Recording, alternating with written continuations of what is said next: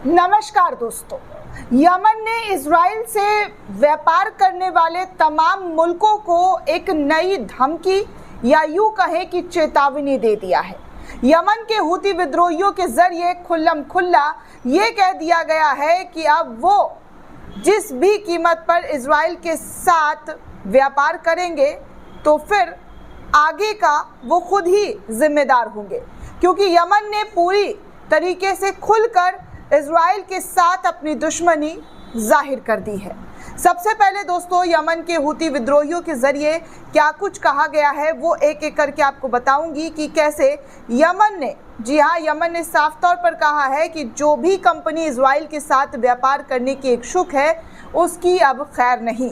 और खासकर हूतियों ने हमले का प्लानिंग भी कर लिया है, जहां पर हथियार बनाने की कंपनी इजराइल के साथ टाई अप कर रही है।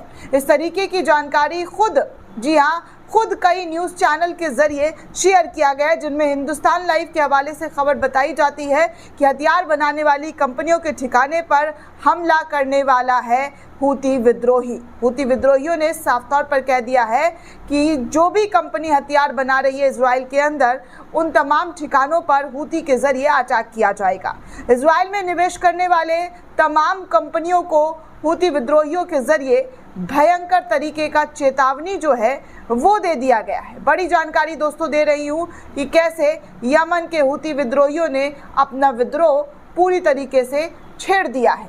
लगातार इजराइल पर अटैक और अटैक के बाद अब हथियार बनाने वाली कंपनी है उनको भी खुलकर चेतावनी दे दी गई है। कल भी दोस्तों यमन के हूती विद्रोहियों के जरिए ताबड़तोड़ मिसाइल अटैक किया गया, जिसके बाद इजराइल के काफ़ी ज़्यादा शहरों में नुकसान उठाना पड़ा। हूती विद्रोहियों की नई धमकी से इजराइल में हड़कंप मचा हुआ है। उन तमाम कंपनियों में हड़कंप मचा हुआ है जो इजराइल के अंदर हथियार बनाने में निवेश कर रहे थे, और अब उन निवेशकों को भी खुलकर हूती विद्रोहियों की तरफ से चेतावनी जारी कर दी गई है। यमन के प्रवक्ता ने कहा है कि हथियार बनाने वाले कंपनी सावधान हो जाए, नहीं तो इसका खामियाजा उन्हें उठाना पड़ेगा। आप सभी को पता है दोस्तों कि लाल सागर पर हूतियों का किस तरीके से कब्जा है। किसी भी तरीके से इजराइल पर आने वाले तमाम जहाज़ों को रोक दिया गया है। हूती विद्रोहियों ने साफ कहा है कि यहाँ से इजराइल की तरफ जाने वाला जो भी जहाज़ होगा उस जहाज़ को नष्ट कर दिया जाएगा। और आपने नष्ट करने वाली तमाम तस्वीरें भी देखी है, चाहे वो अमेरिका का युद्धपोत हो या फिर इजराइल को जो है कार्गो के ज़रिए तमाम चीज़ें पहुँचाने की जो कोशिश लाल सागर के ज़रिए की जा रही थी, उसको भी हूतियों के ज़रिए रोक दिया गया है। हूती गुट इस वक्त दोस्तों कहा जा रहा है कि दुनिया में सबसे शक्तिशाली गुट के तौर पर उभरकर सामने आया है, जो इतने छोटे संगठन होने के बाद भी अपने तमाम काम को अंजाम दे रहा है, वो भी बिना किसी से डरे हुए। ये लड़ाई एक बहुत दिलचस्प मोड़ पर आ चुकी है दोस्तों, जहाँ पर गाज़ा का साथ इस्लामिक कंट्री के ज़रिए तो नहीं दिया जा रहा है, लेकिन उन छोटे छोटे मुल्कों ने वो हिम्मत और बहादुरी दिखाई है जो इजराइल को काफ़ी नुकसान उठाना पड़ रहा है, जो इजराइल के लिए काफ़ी भारी पड़ रहा है।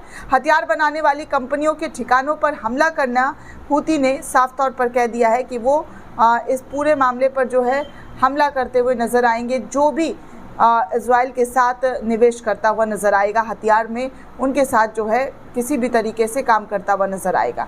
दोस्तों, प्रधानमंत्री बेंजामिन नेतन्याहू का आपराधिक प्रशासन निवेशकों के हितों की परवाह नहीं करता है और अपने खुद के एजेंडे को पूरा करने के लिए उनकी सुरक्षा पर दौड़ लगा रहा है। एक शासक जिसे अपने स्वयं के बंधकों का भाग्य का कोई चिंता नहीं है, वो ना तो विदेशी कंपनी और ना ही निवेशकों की रक्षा करेगा। इस तरीके का बयान हूती के प्रवक्ता यहया सिनवार के जरिए दिया गया है। उन्होंने कहा है कि उन्हें किसी की भी परवाह नहीं है, सिर्फ अपने बारे में वहाँ का राजा सोचता है, वहाँ के प्रधानमंत्री सोचते हैं।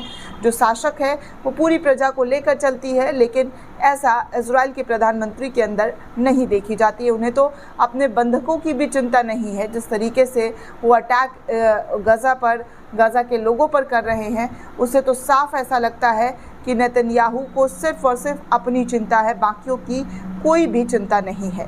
दोस्तों, इस पूरे रिपोर्ट को लेकर आप क्या सोचते हैं? आपकी क्या प्रतिक्रिया है? हमें कमेंट करके ज़रूर बताइएगा। साथ ही साथ चैनल को ज़्यादा से ज़्यादा लाइक, शेयर और सब्सक्राइब करना बिल्कुल भी ना भूलें। धन्यवाद दोस्तों।